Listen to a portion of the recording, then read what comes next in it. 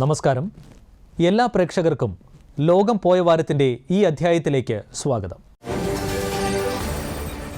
ഒരു കാൽപന്തിലേക്ക് ഭൂമിയുടെ ഹൃദയതാളം ചേർത്ത് നിർത്തിയ പെലെ എന്ന ഇതിഹാസത്തിന് വിട നൽകി ലോകം.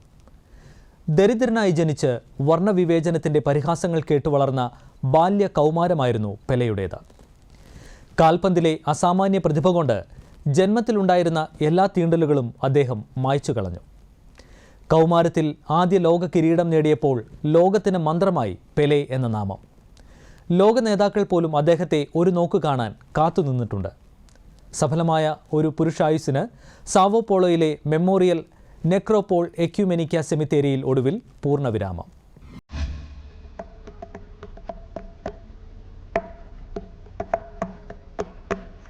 Não é que o Pelé faça diferença.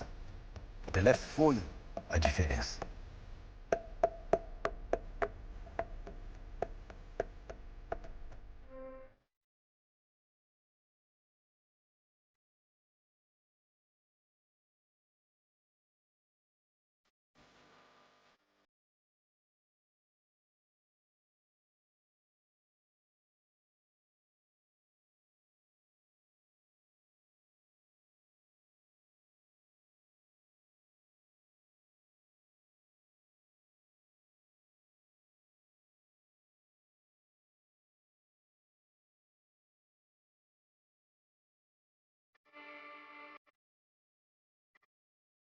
അന്ന് തിങ്കളാഴ്ചയായിരുന്നു.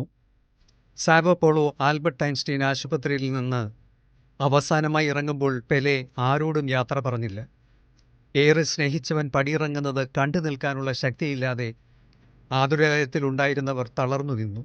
മരുന്നു മണക്കുന്ന ഇടനാഴികളിൽ വിതുമ്പലുകൾ വെങ്ങിപ്പൊട്ടി. തണുപ്പ് നിറച്ച പെട്ടിയിൽ നീണ്ടു നിവർന്ന് കിടക്കുകയായിരുന്ന പെലെയുമായി വാഹനം പതിയെ നീങ്ങി സാന്റോ ക്ലബ് സ്റ്റേഡിയത്തിലേക്ക്. പെലെയ്ക്ക് ഏറ്റവും പ്രിയപ്പെട്ടതായിരുന്നു സാന്റോസിലെ ബെൽമിറോ പുൽമൈതാനം. കൗമാരത്തിലും യൗവനത്തിലും കാൽപന്തുമായി പെലെ ഏറെ പ്രണയിച്ചു പോയ പച്ചപ്പ്. പുൽമൈതാനത്ത് പതിനായിരങ്ങളാണ് പ്രിയനു വേണ്ടി കാത്തിരുന്നത്. സാന്റോസിൻ്റെ കറുപ്പും വെള്ളയും വരെയുള്ള ജേഴ്സി അവർ ധരിച്ചിരുന്നു. ചിലർ രാജ്യത്തിൻ്റെ മഞ്ഞ ജേഴ്സിയും ധരിച്ചു. അവരാരും പരസ്പരം ഉരിയാടിയില്ല. ഹൃദയവേദനയിൽ വാക്കുകൾ മരവിച്ചു പോയിരുന്നു. സ്റ്റേഡിയത്തിലെ സ്റ്റാൻഡുകൾക്ക് മുകളിലൂടെ പെലെയുടെ സംസാരം. മുമ്പ് പെലെ പറഞ്ഞതായിരുന്നു അതെല്ലാം. പെലെ മുമ്പ് പാടിയ മേയു ലെഗാഡോ എന്ന ഗാനം നനുത്ത ശബ്ദത്തിൽ ആവർത്തിച്ചാവർത്തിച്ച് കേൾക്കുന്നുണ്ടായിരുന്നു. സ്റ്റേഡിയം മധ്യത്തിൽ രാജ്യമനസ്സ് പൂക്കൾ കൊണ്ട് തയ്യാറാക്കിയ മഞ്ചലിൽ പെലെയെ പതിയെ ഇറക്കിവെച്ചു. പെലെ എന്നും നെഞ്ചോട് ചേർത്ത് പിടിച്ചിരുന്ന ബ്രസീലിന്റെ പതാക പുതപ്പിച്ചു. പിന്നെ സാന്റോസ് എഫ്സിയുടെ പതാകയും. മൈതാനത്ത് നിശബ്ദരായിരുന്നവരുടെ കരളുകൾ കലങ്ങി, കണ്ഠമിടറി. തേങ്ങലുകൾ അലയായി സ്റ്റേഡിയത്തിലൊഴുകി. പെലെയുടെ പ്രിയപ്പെട്ടവൾ മാർഷ്യ അവോക്കി പെലെയ്ക്ക് ജപമാലയും കൊന്തയും കൊടുത്തു. ഒരു പൂവ് ആ നെഞ്ചത്ത് വയ്ക്കുമ്പോഴും അവോക്കി വിതുമ്പിപ്പൊട്ടി. അരികെയുണ്ടായിരുന്ന ഫിഫ പ്രസിഡന്റ് ഇൻഫാന്റിനോ കരയരുതെന്ന് പറഞ്ഞ് അവരെ ആശ്വസിപ്പിച്ചു. തളർന്ന മനസ്സുമായി പതിയെ നടന്നെത്തിയ കളിക്കൂട്ടുകാരൻ സെർജിനിയോ ചുലാബ് പെലെയുടെ നെറ്റിയിൽ ചുംബിച്ചപ്പോൾ ഒരു തുള്ളി കണ്ണീർ അടർന്നു വീണു. വിഷാദം പടർന്ന മുഖവുമായി പ്രസിഡന്റ് ലുല ഡാ ഡിൽവ പെലെയുടെ അരികെ നിന്നു. നെയ്മറും വിനീഷ്യസ് ജൂനിയറും അയച്ച പുഷ്പചക്രങ്ങൾ അർപ്പിച്ചു. രാജ്യത്തെയും വിദേശത്തെയും പ്രശസ്തരായ അനേകം പേർ പെലെയെ വണങ്ങി കടന്നുപോയി. 24 മണിക്കൂറാണ് പെലെ മഞ്ചലിൽ കണ്ണുകൾ അടച്ചു കിടന്നത്. സ്നേഹിച്ചവർക്കായുള്ള അവസാനത്തെ കിടപ്പ്. സാന്റോസിൽ അപ്പോൾ പകലിന് തീച്ചൂടായിരുന്നു. ചൂടേറ്റ് വരിയിൽ നിന്നവരാരും വാടിയില്ല. പെലെയ്ക്ക് സമർപ്പിക്കാനായി കരുതിയ പൂവും വേദനയുമായി അവർ ക്ഷമയോടെ വരിയിൽ വീർത്തൊഴുകി നിന്നു. ചൊവ്വാഴ്ച വെയിലുറച്ചപ്പോൾ ബെൽമിറോ സ്റ്റേഡിയത്തിൽ നിന്ന് പെലെ യാത്രയായി. 600 മീറ്റർ മാത്രം അകലെയുള്ള മെമ്മോറിയൽ സെമിത്തേരിയിൽ നിന്നും സ്വർഗയാത്രയ്ക്കു വേണ്ടി. പെലെയുടെ മകൻ എഡിഞ്ഞോയും ബ്രസീലിൻ്റെ മിഡ്ഫീൽഡറായിരുന്ന സേ റോബർട്ടോയും പെലെയെ ചുമലിലേറ്റി തെരുവിലൂടെ പതിയെ നടന്നു. പാതയ്ക്കിരുവശവും കാത്തുനിന്നവർ പെലെയുടെ ചിത്രങ്ങൾ പിടിച്ചിരുന്നു. അവർ അദ്ദേഹത്തിന് നേരെ ഈറൻ മിഴികളോടെ കൈകൾ വീശി. ഒരു വീടിന് മുന്നിൽ പെലെ നിന്നു. അച്ഛനമ്മമാരോടൊപ്പവും കൂടപ്പിറപ്പുകൾക്കൊപ്പവും പെലെ വളർന്ന വീടായിരുന്നു അത്. ഇനി ഒരിക്കലും അതുവഴി പെലെ കടന്നു പോകില്ല. കുടുംബ വീട്ടിൽ അമ്മയുണ്ട്. 100 വയസ്സിന്റെ ദീനതയുമായി അമ്മ കിടപ്പിലാണ്. അമ്മയോട് വിട ചൊല്ലി പെലെ വീണ്ടും യാത്ര തുടർന്നു. മെമ്മോറിയൽ നെക്രോപോൾ എക്യുമെനിക്ക സെമിത്തേരിയുടെ മുന്നിലെത്തിയപ്പോൾ പെലെയും ഏറ്റവും അടുത്ത ചിലരും മാത്രമായി. ബാക്കിയെല്ലാവരും അകലേക്ക് മാറി നിന്നു. സെമിത്തേരിയുടെ 9ാം നിലയിലേക്ക് പെലെ സാവകാശം കയറി. പിയാനോയുടെയും വയലിൻ്റെയും രാഗത്തിനും വിഷാദമുണ്ടായിരുന്നു. അവസാന ഉറക്കം സെമിത്തേരിയുടെ 9ാം നിലയിലായിരിക്കണമെന്ന് പെലെ എപ്പോഴും പറയുമായിരുന്നു. അവിടെ അച്ഛനും ബന്ധുക്കളും കൂട്ടായി ഉണ്ടാവുമെന്ന് അദ്ദേഹത്തിനറിയാം. ഒടുവിൽ 82 വർഷം ജീവിക്കാൻ അനുവദിച്ച ദൈവത്തിന് സ്വസ്തി പറയുന്നത് പോലെ അദ്ദേഹം ഒരു നിമിഷം നിന്നു. പിന്നെ അച്ഛനുറങ്ങുന്ന മുറിക്കടുത്ത് തന്നെ മകന് എഡ്സൺ അരാൻഡസ് ഡൊനാസിമെൻറ്റോ എന്ന പെലെയും കയറിക്കിടന്നു. ഇരുട്ടിൻ്റെ മരവിപ്പിക്കുന്ന തണുപ്പ് നിറഞ്ഞ മുറിക്കുള്ളിൽ നിന്ന് നോക്കിയാൽ മഴക്കാടിൻ്റെ പച്ചപ്പ് കാണാം. അല്പം ദൂരെ പ്രിയപ്പെട്ട സാൻഡോസ് ക്ലബിൻ്റെ പുൽമൈതാനം, അകലെ അലയിളകുന്ന കടലിൻ്റെ നീലിമ. പ്രിയപ്പെട്ടതെല്ലാം കണ്ട് പെലെ കിടന്നു, ഉണരാത്ത ഉറക്കവുമായി.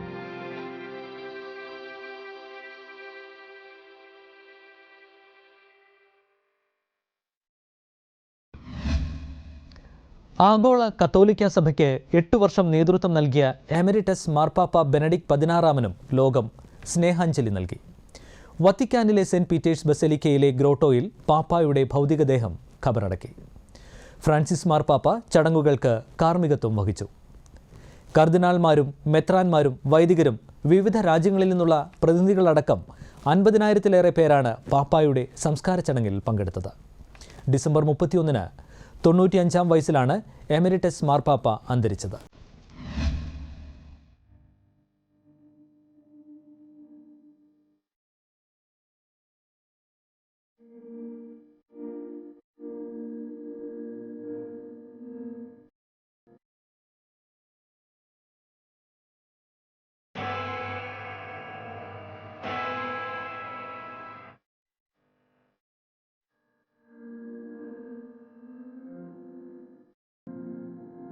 ബെനഡിക്ട് 16 ഭൗതികദേഹമടങ്ങിയ പേടകം സെന്റ് പീറ്റേഴ്സ് ചത്വരത്തിന് അഭിമുഖമുള്ള പടികളിൽ വയ്ക്കുമ്പോൾ ബസിലിക്കയുടെ താഴികക്കുടം മൂടൽമഞ്ഞിൽ മൂടിയിരുന്നു. മരം കോച്ചുന്ന തണുപ്പിലും കാത്തുനിന്നത് 10,000-ങ്ങൾ.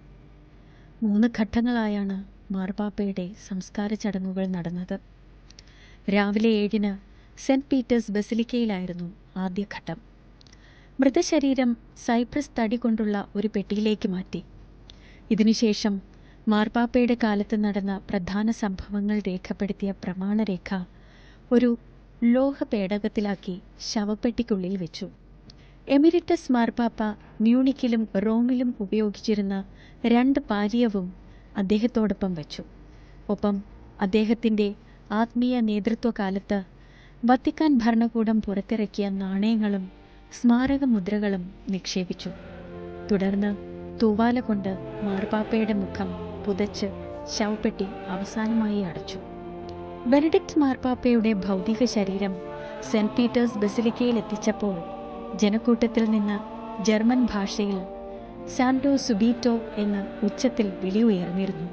ബെനഡിക്ട് 16 ഉടൻ വിശുദ്ധനായി പ്രഖ്യാപിക്കണമെന്നായിരുന്നു ജനക്കൂട്ടം വിളിച്ചു പറഞ്ഞത്. 1000 വർഷത്തിനിടെ മാർപ്പാപ്പയാകുന്ന ആദ്യ ജർമ്മൻ പൗരനാണ് ബെനഡിക്ട് 16. 9 മണിയോടെ മൃതശരീരം സെന്റ് പീറ്റേഴ്സ് ചത്വരത്തിലേക്ക് മാറ്റി. 9:30-ന് നിലവിലെ മാർപ്പാപ്പയുടെ കാർമ്മികത്വത്തിൽ വിശുദ്ധ കുർബാന ആരംഭിച്ചു.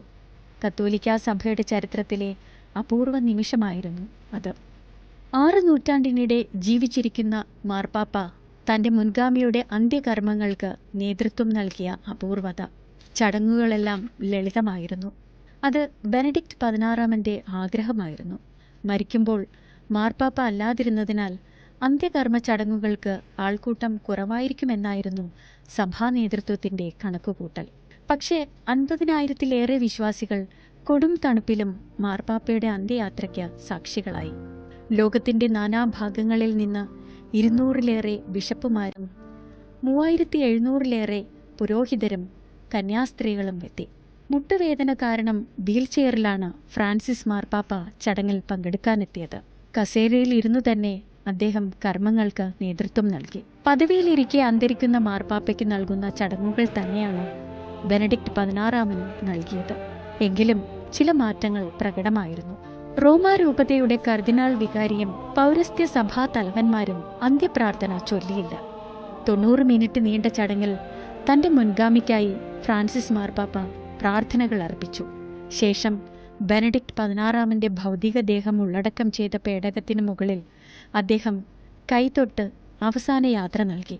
ചത്വരത്തിൽ നടന്ന ചടങ്ങുകൾക്ക് ശേഷം സെന്റ് പീറ്റേഴ്സ് ബസിലിക്കയിലെ നിലവറയിലേക്ക് ശവപേടകം കൊണ്ടുപോയി. മുൻഗാമിയായ ജോൺ പോൾ രണ്ടാമനെ ആദ്യം അടക്കം ചെയ്ത സ്ഥലത്തിന് സമീപത്തായി ബെനഡിക്ട് 16 അന്ത്യവിശ്രമമൊരുക്കി. ജോൺ പോൾ വിശുദ്ധനായി പ്രഖ്യാപിക്കപ്പെട്ടതിനു പിന്നാലെ അദ്ദേഹത്തിൻ്റെ ഭൗതിക ശരീരം ഇവിടെ നിന്ന് ബസിലിക്കയുടെ ഉള്ളിലെ ഒരു ചാപ്പലിലേക്ക് മാറ്റുകയായിരുന്നു. 90-ലേറെ മുൻ മാർപ്പാപ്പമാർ ഈ നിലവറയിൽ അന്ത്യനിദ്രയിലാണ്. സെന്റ് പീറ്റേഴ്സ് ബസിലിക്കയിൽ 3 ദിവസം നടന്ന പൊതുദർശനത്തിൽ ഏകദേശം 2 ലക്ഷത്തോളം പേർ ബെനഡിക്ട് മാർപ്പാപ്പയ്ക്ക് ആദരാഞ്ജലി അർപ്പിച്ചിരുന്നു. ചെക്ക് Republic, Spain, Belgium, Germany, Poland, Hungary, Italy, Lithuania തുടങ്ങിയ രാജ്യങ്ങളിൽ നിന്നുള്ള ഭരണാധികാരികൾ സംസ്കാര ചടങ്ങിൽ പങ്കെടുത്തിരുന്നു. എന്നാൽ 2005-ൽ ബെനഡിക്ട് മാർപ്പാപ്പയുടെ മുൻഗാമിയായിരുന്ന ജോൺ പോൾ രണ്ടാമൻ്റെ സംസ്കാര ചടങ്ങിന് ഏകദേശം 1.1 ദശലക്ഷം പേർ സാക്ഷികളായെന്നാണ് കണക്ക്. 70 രാജ്യങ്ങളിൽ നിന്നുള്ള രാഷ്ട്രത്തലവന്മാർ അന്നത്തെ സംസ്കാര ചടങ്ങിൽ പങ്കെടുത്തിരുന്നു. 600 വർഷത്തിനിടെ മാർപ്പാപ്പ സ്ഥാനത്ത് നിന്ന് രാജിവെച്ച ആദ്യ വ്യക്തിയായിരുന്നു ബെനഡിക്ട് 16. 8 വർഷം മാർപ്പാപ്പയായി ആത്മീയ കാര്യങ്ങൾക്ക് നേതൃത്വം നൽകി. പ്രായാധിക്യത്തിലെ പ്രശ്നങ്ങൾ കാരണം 2013-ൽ അദ്ദേഹം രാജിവെച്ചു. കത്തോലിക്ക സഭയിൽ ഒട്ടേറെ പരിവർത്തനങ്ങൾക്ക് തുടക്കം കുറിച്ച ബെനഡിക്ട് പാപ്പ ഒരു സങ്കീർത്തനമായി എന്നും മാനവ മനസ്സിലുണ്ടാകും.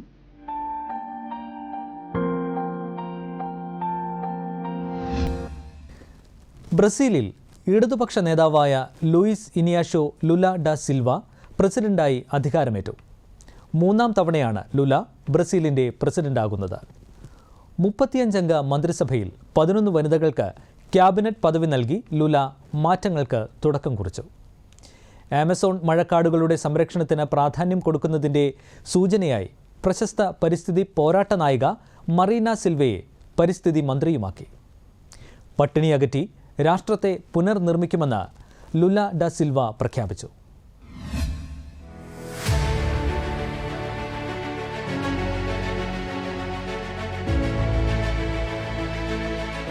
US മുൻ പ്രസിഡന്റ് ഡൊണാൾഡ് ട്രംപും ബ്രസീലിന്റെ മുൻ പ്രസിഡന്റ് ജെയ്നർ ബെൽസനാരോയും ചില കാര്യങ്ങളിൽ സമാനതയുണ്ട്. അക്കാരണത്താലാണ് ബെൽസനാരോയ്ക്ക് ബ്രസീലിയൻ ട്രംപ് എന്ന വിളിപ്പേര് വന്നത്. US പ്രസിഡന്റായി ജോ ബൈഡൻ തിരഞ്ഞെടുക്കപ്പെട്ടതിനെ അംഗീകരിക്കാൻ തയ്യാറാകാത്ത ട്രംപ് അധികാരത്തിൽ തുടരാൻ പല വഴികളും തേടിയിരുന്നു. പാർലമെന്റ് മന്ദിരത്തിൽ കലാപം നടത്താൻ വരെ ഡൊണാൾഡ് ട്രംപ് അനുയായികളോട് ആഹ്വാനം ചെയ്തു. ഇത് തന്നെയാണ് ജെയ്നർ ബെൽസനാരോയുടെ അനുകൂലികളും ബ്രസീലിൽ നടത്തിയത്. പ്രസിഡന്റായി തിരഞ്ഞെടുക്കപ്പെട്ട ലുല ഡി സിൽവയുടെ വിജയം അംഗീകരിക്കാത്ത ബെൽസനാരോ അധികാരത്തിൽ തുടരാൻ 18 അടവുകളും പയറ്റി. അനുയായികളെ കൊണ്ട് പലയിടത്തും കലാപങ്ങൾ നടത്തി. എല്ലാ ശ്രമങ്ങളും പരാജയപ്പെട്ടതിനെ തുടർന്ന് ബെൽസനാരോ ലുലയുടെ സത്യപ്രതിജ്ഞയുടെ തലേ ദിവസം ഒളിച്ചോടി അമേരിക്കയിൽ ട്രംപിന്റെ സംസ്ഥാനമായ ഫ്ലോറിഡയിൽ അഭയം തേടി. പിൻഗാമിക്ക് പ്രസിഡൻഷ്യൽ അധികാര ചിഹ്നം കൈമാറുന്ന പതിവ് മുടക്കിയായിരുന്നു ബെൽസനാരോയുടെ ഒളിച്ചോട്ടം. ബ്രസീലുകാർക്ക് നവവത്സര സമ്മാനമായിരുന്നു ലൂയിസ് ഇനാഷ്യോ ലുല ഡി സിൽവയുടെ സത്യപ്രതിജ്ഞ. ഇത് 3ാം തവണയാണ് 77-കാരനായ ലുല ബ്രസീലിന്റെ പ്രസിഡന്റാകുന്നത്. തീവ്ര വലതുപക്ഷക്കാരനായ ബെൽസനാരോയെ 2ാം ഘട്ട വോട്ടെടുപ്പിൽ 1.8% വോട്ടിനായിരുന്നു ലുല തോൽപ്പിച്ചത്. വർക്കേഴ്സ് പാർട്ടി നേതാവായ ലുല 2003 മുതൽ 2010 വരെയുള്ള കാലയളവിൽ 2 തവണ ബ്രസീലിന്റെ പ്രസിഡന്റായിരുന്നു. 3 പ്രാവശ്യം അധികാരത്തിലെത്തുന്ന ഏക ബ്രസീൽ പ്രസിഡന്റ് എന്ന ചരിത്ര നേട്ടവും ഇനി മുതൽ ലുല ഡ സിൽവയ്ക്കാണ്. പ്രസിഡന്റിന്റെ കൊട്ടാരമായ പലൻസിയോ ഡോ പ്ലനാൽട്ടോയുടെ മുന്നിൽ തടിച്ചുകൂടിയ 10,000ങ്ങളുടെ ആഹ്ലാദാരവങ്ങൾക്കിടെയായിരുന്നു പുതിയ പ്രസിഡന്റിന്റെ സത്യപ്രതിജ്ഞ. ബെൽസനാരോ അനുകൂലികളുടെ ശക്തമായ പ്രതിഷേധങ്ങൾ കാരണം കനത്ത സുരക്ഷാ വലയത്തിലായിരുന്നു ചടങ്ങുകൾ. സാമ്പത്തികമായി തകർന്ന രാജ്യത്തെ പുനർനിർമ്മിക്കുമെന്ന പ്രഖ്യാപനത്തോടെയാണ് ലുല പ്രസംഗം ആരംഭിച്ചത്. രാജ്യത്തെ പട്ടിണിയെക്കുറിച്ച് പറയുന്നതിനിടെ അദ്ദേഹത്തിന്റെ കണ്ഠമിടറി. Por favor, me ajuda.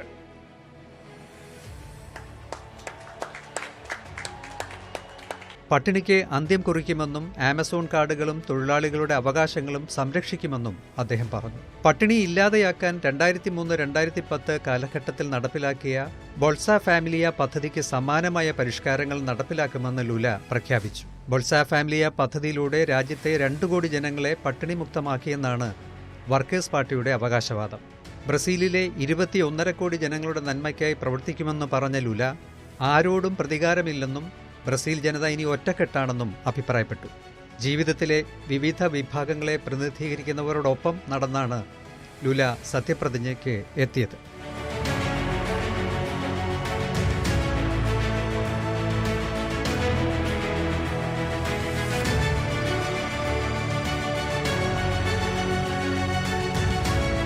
Lula പ്രഖ്യാപിച്ച നയങ്ങളെല്ലാം നടപ്പിലാക്കുമെന്ന സൂചനയാണ് അദ്ദേഹം രൂപീകരിച്ച മന്ത്രിസഭാംഗങ്ങളിൽ നിന്ന് വ്യക്തമാകുന്നത്. 35 അംഗ മന്ത്രിസഭയിൽ 11 സ്ത്രീകൾക്ക് ക്യാബിനറ്റ് പദവി നൽകിയാണ് അദ്ദേഹം ചരിത്രം സൃഷ്ടിച്ചത്. പ്രശസ്ത പരിസ്ഥിതി പ്രവർത്തകയും ആമസോൺ മഴക്കാടുകൾ സംരക്ഷിക്കുന്നതിനായി പ്രവർത്തിക്കുകയും ചെയ്യുന്ന മറീന സിൽവയെ പരിസ്ഥിതി മന്ത്രിയാക്കിയതിലൂടെ ലോകത്തിന്റെ ശ്വാസകോശമെന്ന് വിളിക്കുന്ന ആമസോൺ കാടുകളുടെ സംരക്ഷണം പ്രധാന അജണ്ടയാണെന്ന് ലുല വ്യക്തമാക്കിയിരിക്കുകയാണ്. വനസമ്പത്ത് കൊള്ളയടിക്കുന്ന കോർപ്പറേറ്റുകൾക്കും അഗ്രി ബിസിനസ്സുകാർക്കും മറീന സിൽവയുടെ മന്ത്രിസ്ഥാനം ഇഷ്ടപ്പെടില്ലെന്ന് ഉറപ്പാണ്. ലുല മുമ്പ് പ്രസിഡന്റായിരുന്നപ്പോഴും മറീന പരിസ്ഥിതി വകുപ്പ് മന്ത്രിയായിരുന്നു. ഈജിപ്തിൽ കഴിഞ്ഞ വർഷം ചേർന്ന കാലാവസ്ഥാ ഉച്ചകോടിയിൽ ബ്രസീലിനെ പ്രതിനിധാനം ചെയ്ത് പങ്കെടുത്ത ലുല ആമസോൺ കാടുകൾ സംരക്ഷിക്കാതെ കാലാവസ്ഥാ സുരക്ഷ ഉറപ്പുവരുത്താനാകില്ലെന്ന് പ്രഖ്യാപിച്ചിരുന്നു. അത് പാഴ്വാക്ക് ആവില്ലെന്നാണ് മറീനയുടെ നിയമനത്തിലൂടെ വ്യക്തമാകുന്നത്. അതോടൊപ്പം തദ്ദേശീയ ജനതയുടെ ക്ഷേമം ഉറപ്പുവരുത്താനായി ആദ്യമായി ഒരു മന്ത്രിയെ നിയമിക്കാനും ലുല തയ്യാറായി. ബ്രസീലിയൻ ജനതയുടെ അവകാശ പോരാട്ടങ്ങൾക്ക് നേതൃത്വം നൽകുന്ന സോണിയ ഗോജാരെയാണ് ഈ വകുപ്പിന്റെ ചുമതലയുള്ള മന്ത്രി. ആരോഗ്യം, ആസൂത്രണം, സംസ്കാരം, കായികം, ശാസ്ത്ര സാങ്കേതിക വികസനം തുടങ്ങിയ വകുപ്പുകൾ ഇനി ബ്രസീലിൽ ഭരിക്കുന്നത് സ്ത്രീകളായിരിക്കും. നീണ്ട ഇടവേളയ്ക്ക് ശേഷം വീണ്ടും അധികാരത്തിലെത്തുന്ന ലുലയ്ക്ക് വലിയ വെല്ലുവിളികളാണ് നേരിടേണ്ടി വരിക. ഫാക്ടറി തൊഴിലാളികളിൽ നിന്ന് രാജ്യത്തിന്റെ പ്രസിഡന്റ് പദവിയിലെത്തിയ ജീവിതമാണ് ലുലയുടേത്. 2018 കള്ളപ്പണം വെളുപ്പിക്കൽ കേസിൽ അറസ്റ്റ് ചെയ്യപ്പെട്ട ലുല 580 ദിവസം ജയിലിൽ കഴിഞ്ഞ ശേഷമാണ് കോടതി കുറ്റവിമുക്തനാക്കിയത്. ലുലയുടെ അഴിമതി കേസിന്റെ വിചാരണയ്ക്ക് മേൽനോട്ടം വഹിച്ച ജഡ്ജി പക്ഷപാതം കാട്ടിയെന്ന് നിരീക്ഷിച്ച സുപ്രീം കോടതി അദ്ദേഹത്തിന് മേൽ ചുമത്തിയിരുന്ന കേസുകൾ റദ്ദാക്കി. കഴിഞ്ഞ തെരഞ്ഞെടുപ്പിൽ 1.8% വോട്ടിനാണ് ലുല ഡാ സിൽവ വിജയിച്ചത്. ഈ കുറഞ്ഞ ഭൂരിപക്ഷത്തെ അംഗീകരിക്കാൻ ബെൽസനറോയും തീവ്ര വലതുപക്ഷ അനുകൂലികളും ഇതുവരെ തയ്യാറായിട്ടില്ല. അതുകൊണ്ട് തന്നെ ലുല സർക്കാരിനെ അസ്ഥിരപ്പെടുത്താനുള്ള ശ്രമം അവർ നടത്തിയേക്കാം. അയൽ രാജ്യമായ പെറുവിൽ ഇടതുപക്ഷക്കാരനായ പ്രസിഡന്റിനെ ഇംപീച്ച് ചെയ്ത് ജയിലിലടച്ച് ഭരണം അട്ടിമറിച്ചതിന്റെ അനുഭവം അവരെ ആശങ്കപ്പെടുത്തുന്നുമുണ്ട്. റഷ്യ യുക്രൈൻ യുദ്ധം 1 വർഷം തികയാൻ ഇനി 1 മാസമേ ഉള്ളൂ. യുദ്ധം നിർണായക ഘട്ടത്തിലായപ്പോൾ ശക്തമായ പോരാട്ടമാണ് ഇരു രാജ്യങ്ങളും നടത്തിക്കൊണ്ടിരിക്കുന്നത്. ഓർത്തഡോക്സ് വിഭാഗത്തിൻ്റെ ക്രിസ്മസ് പ്രമാണിച്ച് ജനുവരി 6-ന് 36 മണിക്കൂർ വെടിനിർത്തൽ റഷ്യ പ്രഖ്യാപിച്ചു. എന്നാൽ വ്ലാഡിമിർ പുടിൻ്റേത് കാപട്യമെന്ന് പറഞ്ഞ യുക്രൈൻ പ്രഖ്യാപനത്തെ തള്ളി. ക്രിസ്മസ് ആഘോഷത്തിലും കനത്ത മിസൈൽ ആക്രമണമാണ് ഇരു രാജ്യങ്ങളും നടത്തിയത്. റഷ്യയുടെ വെടിനിർത്തൽ പ്രഖ്യാപനം ആക്രമണത്തിനുള്ള ഇടവേളയെന്ന് കുറ്റപ്പെടുത്തി US president Joe Biden. Russia Ukraine യുദ്ധം ഇനിയും മാസങ്ങൾ നീണ്ടേക്കുമെന്നാണ് അമേരിക്കൻ സൈനിക വിദഗ്ധരുടെ വിലയിരുത്തൽ.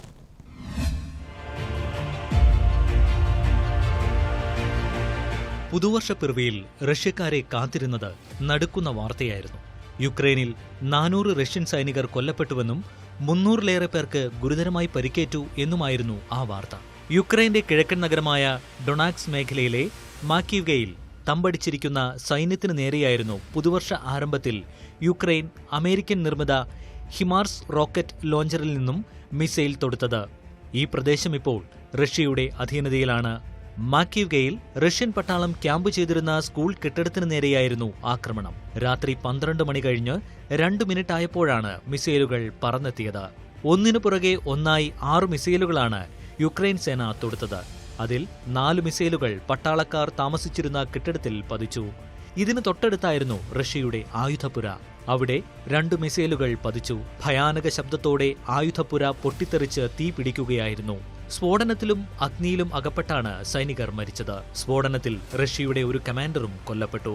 യുക്രൈനിലെ സൈനിക നടപടിക്ക് ശേഷം റഷ്യ നേരിട്ട ഏറ്റവും വലിയ തിരിച്ചടിയായിരുന്നു മാക്കീവ്കയിൽ സംഭവിച്ചത്. പുതുവർഷത്തിൽ സൈനികർ കൊല്ലപ്പെട്ടതിനെ തുടർന്ന് റഷ്യയിൽ വലിയ പ്രതിഷേധമുയർന്നു. പ്രതിഷേധം ശക്തമായതോടെ വിശദീകരണവുമായി റഷ്യൻ പ്രതിരോധ മന്ത്രാലയം രംഗത്തെത്തി. 89 സൈനികരാണ് കൊല്ലപ്പെട്ടത് എന്നും യുക്രൈൻ എണ്ണം പെരുപ്പിച്ചു കാണിക്കുകയാണ് എന്നും പ്രതിരോധ മന്ത്രാലയം അറിയിച്ചു. സേനാംഗങ്ങൾ അനധികൃത മൊബൈൽ ഫോൺ ഉപയോഗിച്ച് ദുരന്തം ക്ഷണിച്ചു വരുത്തിയതാണെന്നും വിശദീകരണമുണ്ടായി. മൊബൈൽ ഉപയോഗിച്ചത് കാരണം ജിയോ ലൊക്കേഷൻ വഴി പട്ടാളക്കാർ ഇരിക്കുന്ന സ്ഥലം കൃത്യമായി നിർണ്ണയിക്കാൻ മിസൈൽ സംവിധാനത്തിന് കഴിഞ്ഞുവെന്നതാണ് റഷ്യ സ്വന്തം പൗരന്മാർക്ക് നൽകിയ വിശദീകരണം. എന്നാൽ നേരത്തെ സമാനമായ സംഭവങ്ങൾ ഏറെ ഉണ്ടായിട്ടുള്ളതിനാൽ റഷ്യൻ സൈനികർ നിലവിൽ മൊബൈൽ ഉപയോഗിക്കുന്നില്ലെന്നാണ് വിദഗ്ധരുടെ പ്രതികരണം. വിമർശനങ്ങളിൽ നിന്നും രക്ഷപ്പെടാൻ സ്വന്തം സൈനികരെ തന്നെ പഴി പറയുകയായിരുന്നു റഷ്യ. സംഭവത്തിനു പിന്നാലെ പ്രസിഡന്റ് വ്ളാഡിമിർ പുടിനെതിരെ റഷ്യയിൽ തന്നെ വിമർശനം ശക്തമായി. പട്ടാള മേധാവിമാരെ ആക്ഷേപിച്ചുള്ള പരാമർശങ്ങളും റഷ്യൻ സമൂഹ മാധ്യമങ്ങളിൽ വ്യാപിച്ചു. 100 കണക്കിന് സൈനികരെ ഒരു കെട്ടിടത്തിൽ പാർപ്പിച്ചത് ഏറ്റവും വലിയ മണ്ടത്തരമായെന്ന വിമർശനവും ഇതിനിടെ ഉയർന്നു. ശക്തമായ പോരാട്ടം നടക്കുന്ന മേഖലയിൽ സൈന്യത്തെ താമസിപ്പിച്ചതിലെ അശ്രദ്ധയെ പലരും പഴിച്ചു. അതേസമയം റഷ്യൻ പട്ടാളത്തെ തൊട്ടടുത്തു കിട്ടിയ അവസരം മുതലാക്കുകയായിരുന്നു യുക്രൈൻ. വീണുകിട്ടിയ അവസരം ഉപയോഗിച്ച് യുക്രൈൻ റഷ്യയ്ക്ക് നൽകിയത് കനത്ത പ്രഹരമായിരുന്നു. മാത്രവുമല്ല, യുക്രൈൻ ഭാഗത്തു നിന്നും ആക്രമണം ഉണ്ടാകുവാനുള്ള സാധ്യത കണക്കിലെടുക്കാതെ ഒരു സ്കൂളിൽ പട്ടാള ബാരക് ഒരുക്കിയതും ഇതേ കെട്ടിട പരിസരത്ത് ആയുധങ്ങൾ സൂക്ഷിച്ചതും മരണസംഖ്യ ഉയരാൻ കാരണമായി.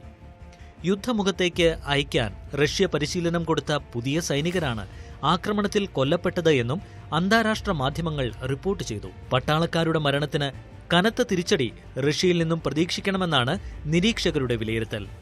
ഇതുവരെ പുറത്തെടുക്കാത്ത നശീകരണ ആയുധങ്ങൾ റഷ്യ പ്രയോഗിക്കാമെന്ന ആശങ്കയും അവർ പങ്കുവയ്ക്കുന്നുണ്ട്. അതിനിടെ ഓർത്തഡോക്സ് വിഭാഗക്കാരുടെ ക്രിസ്മസ് ആഘോഷം കണക്കിലെടുത്ത് ജനുവരി 6-7 തീയതികളിൽ റഷ്യ വെടിനിർത്തൽ പ്രഖ്യാപിച്ചതിനെതിരെ US പ്രസിഡന്റ് ജോ ബൈഡന്റെ വിമർശനം. യുദ്ധം കടുപ്പിക്കുന്നതിനു മുമ്പുള്ള ഇടവേളയാണ് വെടിനിർത്തൽ എന്ന് ബൈഡൻ കുറ്റപ്പെടുത്തി. റഷ്യയുടെ വെടിനിർത്തൽ ആഹ്വാനം യുക്രൈനും തള്ളി. പുടിന്റെ ആഹ്വാനം കാപട്യമാണെന്നും ആത്മാർത്ഥതയുണ്ടെങ്കിൽ സൈന്യത്തെ പിൻവലിക്കുകയാണ് വേണ്ടതെന്നും യുക്രൈൻ പ്രതിരോധ മന്ത്രാലയവും പ്രതികരിച്ചു. സെപോറേഷ്യയിലും ലുഹാൻസ്കിലും റഷ്യൻ ക്യാമ്പുകൾക്ക് നേരെ ഷെല്ലാക്രമണം നടത്തിയാണ് യുക്രൈൻ പുടിന്റെ ആഹ്വാനത്തോടുള്ള എതിർപ്പ് പ്രകടിപ്പിച്ചത്. റഷ്യയുടെ യുക്രൈൻ അധിനിവേശത്തിന് 1 വർഷം തികയാൻ 1 മാസം മാത്രമുള്ളപ്പോഴും മുന്നേറാൻ സാധിക്കാത്ത അവസ്ഥയാണ് റഷ്യയ്ക്ക്. ഒരാഴ്ച കൊണ്ടോ 2 ആഴ്ച കൊണ്ടോ അവസാനിക്കുമെന്ന് കണക്കുകൂട്ടിയ റഷ്യയ്ക്ക് തന്ത്രങ്ങളെല്ലാം പിഴയ്ക്കുകയായിരുന്നു. ഇത്രയും വലിയ ചെറുത്തുനിൽപ്പ് യുക്രൈന്റെ ഭാഗത്തു നിന്നുണ്ടാകുമെന്ന് വ്ളാഡിമിർ പുടിനോ അദ്ദേഹത്തിന്റെ യുദ്ധോപദേശം നൽകിയ പട്ടാള മേധാവികളോ പ്രതീക്ഷിച്ചിട്ടുണ്ടാവില്ല. മാസങ്ങൾ പിന്നിട്ടിട്ടും യുക്രൈൻ തലസ്ഥാനമായ കീവ് പിടിച്ചെടുക്കാൻ കഴിയാത്തത് റഷ്യയ്ക്കേറ്റ തിരിച്ചടിയായി. യുദ്ധം നീളുന്തോറും യുക്രൈൻ കൂടുതൽ ശക്തി പ്രാപിക്കുന്നതും റഷ്യ അനുഭവിച്ചറിഞ്ഞു. യൂറോപ്പിൽ നിന്നും അമേരിക്കയിൽ നിന്നും ലഭിക്കുന്ന പുതിയ ആയുധങ്ങളും സഹായങ്ങളും കൊണ്ട് യുക്രൈൻ ശക്തമാവുകയായിരുന്നു. അമേരിക്കയുടെയും പാശ്ചാത്യ രാജ്യങ്ങളുടെയും ആയുധപ്പുരകളുടെ പരീക്ഷണശാലയായി യുക്രൈൻ മാറുന്നുവെന്നാണ് റഷ്യയുടെ ആരോപണം. അതിനിടെ റഷ്യയെ ഒരു കാരണവശാലും വില കുറച്ച് കാണരുതെന്നാണ് നാറ്റോ സെക്രട്ടറി ജനറൽ ജെൻസ് സ്റ്റോൾട്ടൻബർഗിന്റെ മുന്നറിയിപ്പ്. യുദ്ധത്തിലൂടെ വ്ളാഡിമിർ പുടിൻ ലക്ഷ്യമിടുന്ന കാര്യങ്ങളെ വില കുറച്ച് കണ്ടാൽ അത് അപകടമാകുമെന്നും സ്റ്റോൾട്ടൻബർഗ് വ്യക്തമാക്കി. നഷ്ടങ്ങളിൽ ഒന്നും കുലുങ്ങാതെ റഷ്യ മുന്നിൽ കാണുന്നത് ലക്ഷ്യം മാത്രമാണെന്നും അതിനുവേണ്ടി വരും ദിവസങ്ങളിൽ പോരാട്ടം കടുപ്പിക്കുമെന്നും നാറ്റോ സെക്രട്ടറി ജനറൽ മുന്നറിയിപ്പ് നൽകി.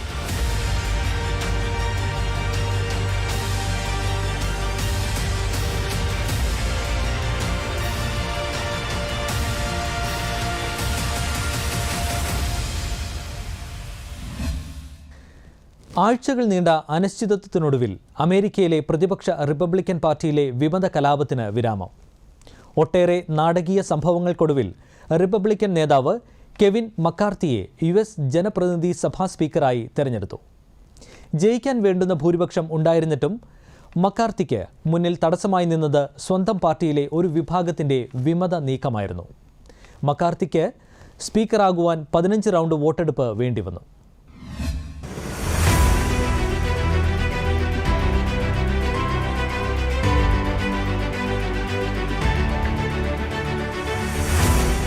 കെവിൻ മക്കാർത്തി എന്ന റിപ്പബ്ലിക്കൻ നേതാവ് സ്വന്തം പാർട്ടിയോട് ഒരു തെറ്റേ ചെയ്തുള്ളൂ.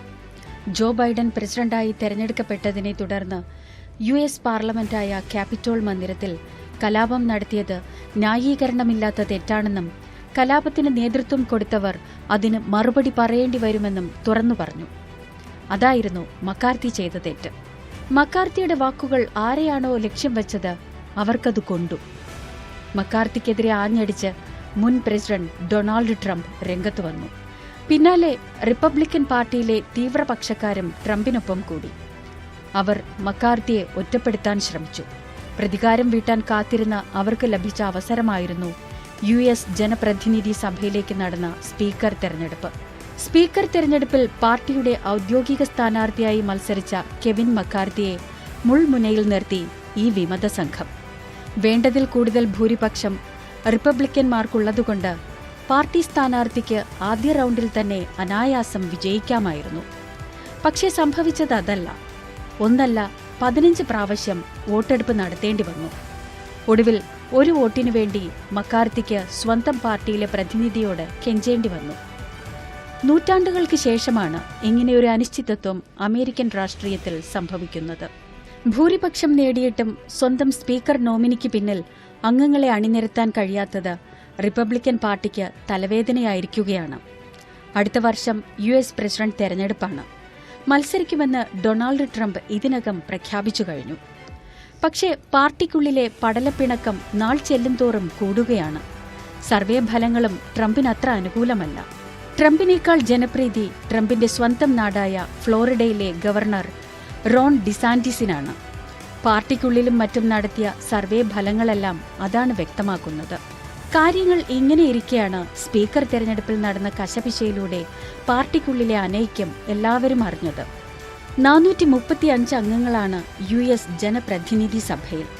കഴിഞ്ഞ നവംബറിൽ നടന്ന ഇടക്കാല തെരഞ്ഞെടുപ്പിൽ 222 സീറ്റോടെ റിപ്പബ്ലിക്കൻ പാർട്ടി സഭ പിടിച്ചെടുത്തു. ഡെമോക്രാറ്റിക് പാർട്ടിക്ക് 212 സീറ്റും ലഭിച്ചു. ഭൂരിപക്ഷം നഷ്ടമായതോടെ ഡെമോക്രാറ്റിക് പാർട്ടി പ്രതിനിധിയായിരുന്ന സ്പീക്കർ നാൻസി പെലോസിക്ക് സ്ഥാനം ഒഴിയേണ്ടി വന്നു. ഇടക്കാല തെരഞ്ഞെടുപ്പ് പ്രസിഡന്റ് ജോ ബൈഡന് കനത്ത തിരിച്ചടി നൽകുമെന്നായിരുന്നു സർവേ ഫലങ്ങൾ. പക്ഷേ അതുണ്ടായില്ല. ഒരു സീറ്റിന്റെ ഭൂരിപക്ഷത്തിൽ സെനറ്റ് പിടിച്ചെടുത്തു. എന്നാൽ ജനപ്രതിനിധി സഭ കൈവിട്ടുപോയി. അമേരിക്കൻ ഭരണ സംവിധാനത്തിൽ പ്രസിഡന്റും വൈസ് പ്രസിഡന്റും കഴിഞ്ഞാൽ അധികാരത്തിന്റെ കാര്യത്തിൽ മൂന്നാമൻ സ്പീക്കറാണ്. അതുകൊണ്ട് തന്നെ സ്പീക്കർ തെരഞ്ഞെടുപ്പിന് ഏറെ പ്രാധാന്യമുണ്ട് അമേരിക്കയിൽ. ജനപ്രതിനിധി സഭയിൽ ഭൂരിപക്ഷം ലഭിച്ചതോടെ പാർട്ടിയുടെ ഔദ്യോഗിക സ്പീക്കർ നോമിനിയായി കെവിൻ മക്കാർത്തിയെ പ്രഖ്യാപിച്ചു. 2019 മുതൽ സഭയിൽ റിപ്പബ്ലിക്കൻ പാർട്ടി നേതാവായിരുന്നു 57-കാരനായ മക്കാർത്തി. എന്നാൽ പാർട്ടിയിലെ കൺസർവേറ്റീവ് വിഭാഗത്തിലെ 20 അംഗങ്ങൾ മക്കാർത്തിക്കെതിരെ രംഗത്തെത്തി. ട്രംപിനെതിരെ പരസ്യമായി എതിർത്തു. വിശ്വസിക്കാൻ കൊള്ളാത്തവൻ തുടങ്ങിയ കുറ്റങ്ങൾ അവർ മക്കാർത്തിക്കെതിരെ നിരത്തി. അതുകൊണ്ട് തന്നെ അവർ അദ്ദേഹത്തിന്റെ സ്പീക്കർ സ്ഥാനാർത്ഥിത്വം അംഗീകരിച്ചില്ല. തീവ്ര വലതുപക്ഷക്കാരായ വിമതർ അവരുടേതായ സ്പീക്കർ സ്ഥാനാർത്ഥിയെ പ്രഖ്യാപിച്ചു. അതോടെ റിപ്പബ്ലിക്കൻ പാർട്ടിക്കുള്ളിൽ ആഭ്യന്തര പ്രശ്നം നീറിപ്പുകഞ്ഞു. ചൊവ്വാഴ്ച മുതൽ ആരംഭിച്ച വോട്ടിംഗിൽ വിമത സംഘം മക്കാർത്തിക്കെതിരായാണ് വോട്ട് ചെയ്തത്. പ്രതിസന്ധികളൊന്നുമില്ലാതെ സ്പീക്കർ സ്ഥാനാർത്ഥിയെ ജയിപ്പിക്കാനുള്ള ഭൂരിപക്ഷമുണ്ടായിരുന്നിട്ടും വോട്ടെടുപ്പ് പല റൌണ്ടിലേക്ക് കടന്നു. 12ാം റൌണ്ട് എത്തിയപ്പോൾ വിമതരിൽ 14 പേർ നിലപാട് മയപ്പെടുത്തി മക്കാർത്തിക്ക് വോട്ട് ചെയ്തു. അപ്പോഴും വിമത നേതാവ് മാറ്റ് ഗേറ്റ്സും 6 പേരും മക്കാർത്തിക്കെതിരെ ഉറച്ചുനിന്നു. റിപ്പബ്ലിക്കൻ പാർട്ടിക്കുള്ളിലെ കലാപനാടകങ്ങളെല്ലാം ഡെമോക്രാറ്റുകൾ കാഴ്ചക്കാരായി നിന്നു കണ്ടു. ഇടയ്ക്ക് ചില കളിയാക്കലുകൾ അവരുടെ ഭാഗത്തു നിന്നുണ്ടായി. സഭ സമ്മേളിക്കുമ്പോൾ പോപ്കോണിന്റെ കവറുമായി എത്തിയത് റിപ്പബ്ലിക്കന്മാരെ കളിയാക്കുന്നതിനു വേണ്ടിയായിരുന്നു. ഒടുവിൽ 14ാം റൌണ്ടിലേക്ക് വോട്ടെടുപ്പ് കടന്നു. പിണങ്ങി നിന്ന 6 പേരിൽ 5 അംഗങ്ങൾ മക്കാർത്തിക്ക് അനുകൂലമായി വോട്ട് ചെയ്തു. ഇനി വേണ്ടത് ഒരേ ഒരു വോട്ട്. ആ വോട്ടുമായി ഉറച്ചു നിൽക്കുകയാണ് ഫ്ലോറിഡയിൽ നിന്നുള്ള പ്രതിനിധിയും വിമത നേതാവുമായ മാറ്റ് ഗേറ്റ്സ്. ഒരിക്കലും വഴങ്ങില്ലെന്ന പിടിവാശിയിൽ അയാളിരുന്നു. സഭ നിശബ്ദമായി നിൽക്കെ മക്കാർത്തി എഴുന്നേറ്റ് മാറ്റ് ഗേറ്റ്സിന്റെ അടുത്തു ചെന്നു. വിലപിടിപ്പുള്ള ആ ഒരു വോട്ടിന് മാറ്റ്സിനോട് മക്കാർത്തി കെഞ്ചി. മാറ്റ് ഗേറ്റ്സ് വഴങ്ങിയില്ല. ഉറച്ച തീരുമാനത്തോടെ അയാളിരുന്നു. അപ്പോൾ മക്കാർത്തി അനുകൂലിയും അലാബയിൽ നിന്നുള്ള പ്രതിനിധിയുമായ മൈക്ക് റോജേഴ്സ് മാറ്റ് ഗേറ്റ്സിന്റെ അരികിലേക്ക് പാഞ്ഞെത്തി. പിന്നെ ഇരുവരും രൂക്ഷമായ വാക്കുതർക്കം. മാറ്റിനെ അടിക്കാൻ റോജേഴ്സ് കയ്യോങ്ങിയതാണ്. മറ്റുള്ളവർ ചേർന്ന് റോജേഴ്സിനെ പിടിച്ചുമാറ്റി. നിയമനിർമ്മാണ സഭയ്ക്കുള്ളിൽ നടന്ന സംഭവങ്ങളെല്ലാം അനേകം ക്യാമറകൾ ഒപ്പിയെടുക്കുന്നുണ്ടായിരുന്നു. താമസിയാതെ ലോകം മുഴുവൻ ആ രംഗം കണ്ടു. 14ാം റൗണ്ട് വോട്ടെടുപ്പ് രാവേറെ നീണ്ടുപോയി. മാറ്റ് ഗേറ്റ്സിനെ അനുനയിപ്പിക്കാനുള്ള ശ്രമങ്ങൾ പല വഴി നടന്നു. വിമതർക്ക് മുന്നിൽ വാഗ്ദാനങ്ങൾ പലതും വെച്ചു. പുലർച്ചെ 1 മണിക്ക് ശേഷം മാറ്റ് ഗേറ്റ്സിന് ഒരു ഫോൺ കോൾ വന്നു. മുൻ പ്രസിഡന്റ് ട്രംപിന്റേതായിരുന്നു ആ കോൾ. വഴങ്ങിക്കൊടുക്കൂ എന്നായിരുന്നു ആ നിർദ്ദേശം. ആ വാക്കിൽ മാറ്റിന്റെ പിടിവാശിക്ക് മഞ്ഞുരുക്കം. വോട്ടെടുപ്പ് 15ാം റൗണ്ടിലേക്ക്. 216 വോട്ട് നേടി കെവിൻ മക്കാർത്തി US-ന്റെ 55ാം സ്പീക്കറായി.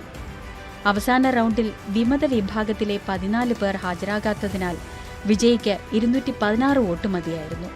എതിർ സ്ഥാനാർത്ഥി ഡെമോക്രാറ്റിക് പാർട്ടിയിലെ ഹക്കീം ജഫ്രീസിന് ഓരോ റൗണ്ടിലും 212 വോട്ട് കിട്ടിക്കൊണ്ടിരുന്നു. അതിനൊരു മാറ്റവും അവസാനം വരെയും ഉണ്ടായില്ല. സ്പീക്കർ തെരഞ്ഞെടുപ്പിൽ നടന്ന അനിശ്ചിതത്വവും വഴക്കും വക്കാണവും റിപ്പബ്ലിക്കൻ പാർട്ടിക്ക് മാത്രമല്ല, ലോകത്തെ ഏറ്റവും വലിയ ജനാധിപത്യ രാജ്യമായ അമേരിക്കയ്ക്കും നാണക്കേടായി.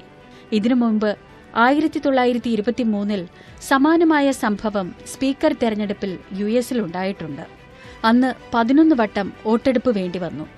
234 വർഷം പിന്നിട്ട ജനപ്രതിനിധി സഭയുടെ ചരിത്രത്തിൽ ഒന്നിലധികം വോട്ടെടുപ്പ് ഇതിനു മുമ്പ് വേണ്ടിവന്നത് 14 തെരഞ്ഞെടുപ്പുകളിലാണ്. 1855-ൽ 133 റൗണ്ട് വോട്ടെടുപ്പ് വേണ്ടിവന്നു. ലോകത്തിൻ്റെ ചില ഭാഗങ്ങളിലിപ്പോൾ അതിശൈത്യമാണ്. തണുത്തുറഞ്ഞ ഭൂമിയിൽ ജനജീവിതം തന്നെ ദുസ്സഹമാണ്. പക്ഷേ ശൈത്യത്തെ ഉത്സവമാക്കുകയാണ് ചൈന. ലോകത്തെ ഏറ്റവും വലിയ മഞ്ഞുകാല ആഘോഷത്തിന് ചൈനയിൽ തുടക്കം കുറിച്ചു. ഒരു നഗരം തന്നെ മഞ്ഞിൽ ഒരുക്കിയെടുത്താണ് ചൈന ലോകത്തെ വിസ്മയപ്പെടുത്തുന്നത്.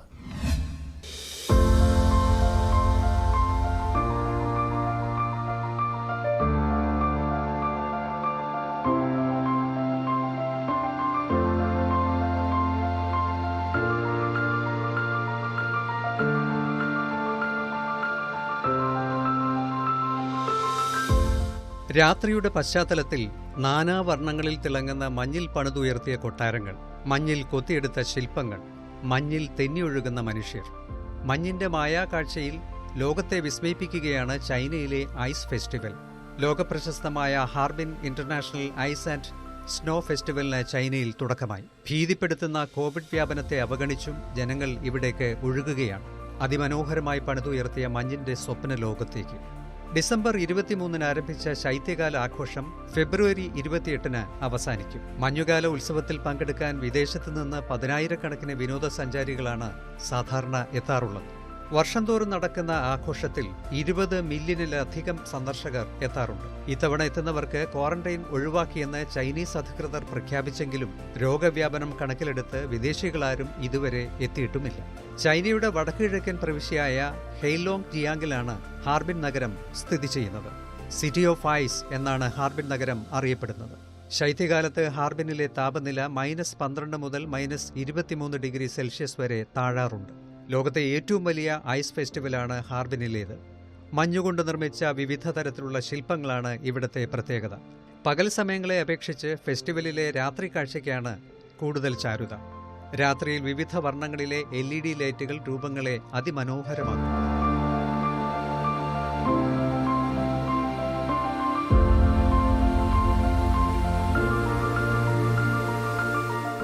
ഐസുകൊണ്ടുള്ള ശില്പങ്ങൾക്കും കെട്ടിടങ്ങൾക്കും ഒപ്പം കൂറ്റൻ ടവറുകളും ആഘോഷത്തിനൊപ്പം മഞ്ഞിൽ പണിതുയർത്തും. വിവിധ കലാപരിപാടികളും ഫെസ്റ്റിവലിനോടൊപ്പം ഇവിടെ നടക്കാറുണ്ട്. പ്രണയിക്കുന്നവരുടെ സമൂഹ വിവാഹവും ദമ്പതിമാരുടെ വിവാഹ വാർഷികാഘോഷങ്ങളും ശൈത്യകാല ഉത്സവത്തിന്റെ പ്രത്യേകതയാണ്. നീന്തൽ മത്സരം, ice hockey, ice football, speed skating തുടങ്ങിയ മത്സരങ്ങളും 2 മാസത്തോളം നീണ്ടു നിൽക്കുന്ന ഫെസ്റ്റിവലിന്റെ ഭാഗമാണ്. ഹാർബിനിലൂടെ ഒഴുകുന്ന സോൻഖുവ നദി തണുത്തുറയും. നദിയിൽ നിന്ന് തൊഴിലാളികൾ വെട്ടിയെടുക്കുന്ന മഞ്ഞുകട്ടകൾ കൊണ്ടാണ് രൂപങ്ങൾ നിർമ്മിക്കുന്നത്. 7.5 ലക്ഷം സ്ക്വയർ മീറ്റർ പരന്നുകിടക്കുന്ന മഞ്ഞിന്റെ ലോകമൊരുക്കാൻ 3.3 ലക്ഷം ക്യൂബിക് ടൺ ഐസ് വേണ്ടിവരും. വിവിധ രാജ്യങ്ങളിൽ നിന്നും എത്തുന്ന ആയിരക്കണക്കിന് കലാകാരന്മാരാണ് ഇവിടുത്തെ നിർമ്മിതികൾക്ക് പിന്നിൽ. Sun island international snow sculpture art expo, Harbin ice and snow world, Zhaolin park lantern fair തുടങ്ങിയ തീം പാർക്കുകൾ ഫെസ്റ്റിവലിന്റെ ഏറ്റവും വലിയ സവിശേഷതകളാണ്. മഞ്ഞുകൊട്ടാരങ്ങൾ, ലോകപ്രശസ്തരായ നിർമ്മിതികളുടെ അനുകരണങ്ങൾ, കുട്ടികളെ ആകർഷിക്കുന്ന രൂപങ്ങൾ എന്നിവയെല്ലാം ഇവിടെയുണ്ട്. സിഡ്നി വേൾഡിന്റെ മഞ്ഞിൽ നിർമ്മിക്കുന്ന മാതൃക കാണാൻ വൻ തിരക്കാണ്. വിദേശ സന്ദർശകർ എത്തിയില്ലെങ്കിലും പതിവ് തെറ്റാതെ മനോഹരമായ മഞ്ഞുനഗരം പണിതുയർത്തിയിരിക്കുകയാണ് ഹാർബൻ നഗരത്തിന്റെ ഭരണാധികാരികൾ.